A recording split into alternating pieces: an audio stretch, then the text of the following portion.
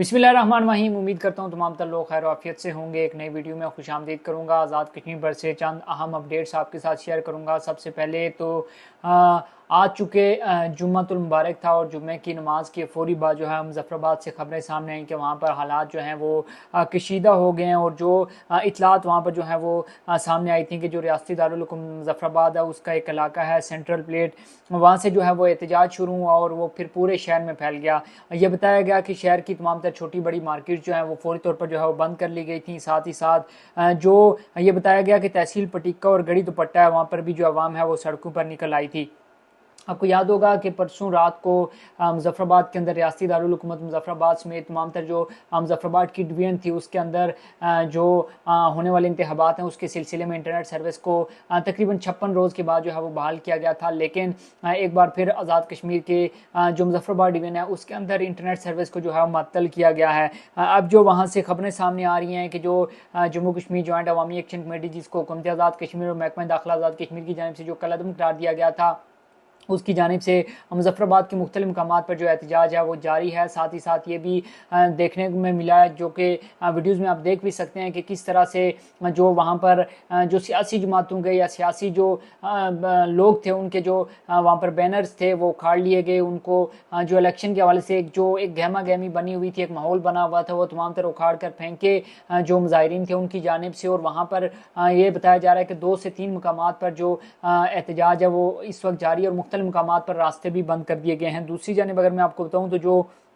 आज़ाद कश्मीर की पुलिस है उसकी जानिब से मुज़फ़्फ़राबाद के हवाले से जो है वो एक प्रेस रिलीज़ जारी की गई है। जो मुज़फ़्फ़राबाद का वाक़या है उस हवाले से वो प्रेस रिलीज़ में आपको पढ़ के सुनाना चाहूँगा। ये बताया गया है आज़ाद कश्मीर पुलिस की प्रेस रिलीज़ के मुताबिक पुलिस ने बरवक्त कार्रवाई करते हुए मुज़फ़्फ़राबाद में इलेक्शन को सबूताज़ करने और अमन व अमान की जो सूरत हाल है उसको ख़राब करने की जो कोशिश है उसको नाकाम बना दिया गया है। ये तर्जुमान आज़ाद कश्मीर पुलिस की जानिब से बताया गया है। साथ ही साथ ये बताया गया है कि जो चंद शहर पसंद अनासर ने शहर के मुख्तलिफ मकामात पर इश्तियाल अंगेज़ी करते हुए अवामी नज़्म व ज़ब्त में खलल डालने और पुलिस पर हमला करने की कोशिश की।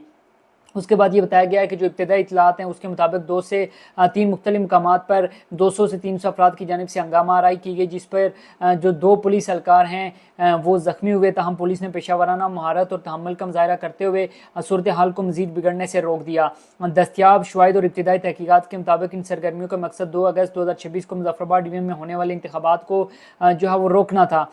ताहम पुलिस की जानिब से बरवक्त कार्रवाई कर ली गई है और इन तमाम तर लोगों के खिलाफ जो है वो कार्रवाई अमल में लाई जाएगी। आवाम से ये अपील की गई है कि वो अफवाहों और गैर मुसद्दक़ा मालूमात पर काम न धरें, जिम्मेदार शहरी होने का सबूत दें।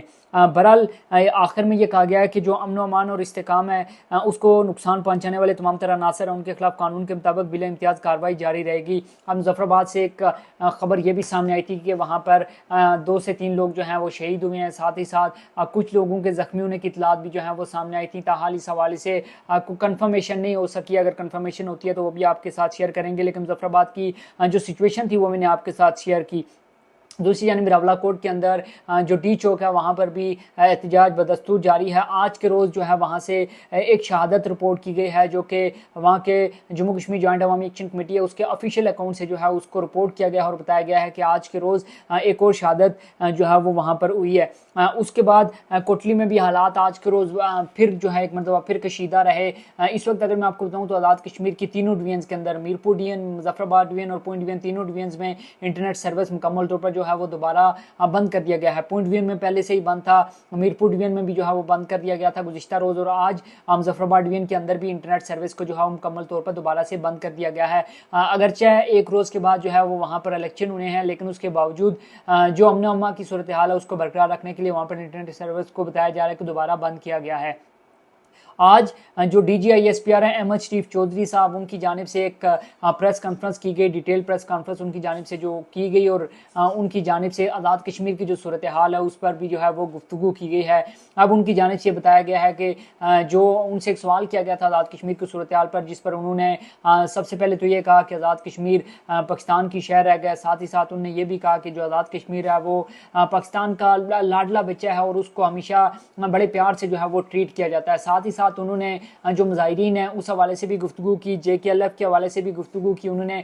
लेकिन उन्होंने एक ट्वीट का जिक्र किया जिसमें जो कि जो जम्मू कश्मीर जॉइंट अवामी एक्शन कमेटी से मुंसलिक किया जाता है, एक ट्विटर अकाउंट, और उससे एक पोस्ट की गई थी। आपको याद होगा एक ट्वीट किया गया था जिसमें कहा गया था कि जो सरदार इब्राहिम और सरदार कयूम जैसे लोगों के गुनाहों की सज़ा आज हम सब भुगत रहे हैं। इन गद्दारों ने कबाइलों के साथ मिलकर अपनी ही रियासत तकसीम करवाई और इसका एक हिस्सा पाकिस्तानी जर्नलों की गोद में डाल दिया। एक ये जो ट्वीट किया गया था इस अकाउंट से जो है वो उसकी आज उसके हवाले से जो है वो डिस्कस किया DGISPR साहब ने, और उन्होंने साथ ही साथ एक और अहम गुफ्तगू की। उन्होंने ये कहा कि जो हमें ये कहा जाता है कि ये जो गैर मुल्की फ़ौज है ये यहाँ से निकल जाए, तो ये जो पाक फ़ौज है ये किसकी फ़ौज है। साथ ही साथ उन्होंने ये कहा कि जो आज़ाद कश्मीर के अंदर हालात हैं या ये जो तमाम तर मामला चल रहा है इसका पाक फ़ौज से कोई ताल्लुक नहीं है, बल्कि ये आज़ाद कश्मीर की हुकूमत और आज़ाद कश्मीर की पुलिस का जो है वो मामला है। इससे पाक फ़ौज का कोई लेना देना नहीं है।